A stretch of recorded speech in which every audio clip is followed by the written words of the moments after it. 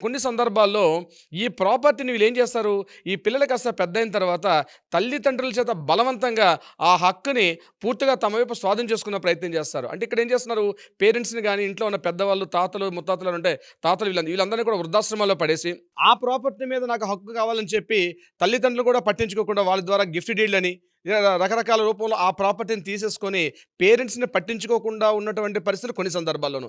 ఇలా 2 రకాలుగా ఉంటాయి ఈ యొక్క ప్రాపర్టీస్‌ని. రీసెంట్‌గా మధ్యప్రదేశ్ భోపాల్‌లో జరిగిన దుర్ఘటన అయితే మరీ దారుణం. పెద్దవాళ్ళు ఏం చేశారంటే ఆ ప్రాపర్టీని గిఫ్ట్ డీడ్ రూపంలో పిల్లలకి రాసిచ్చేశారు.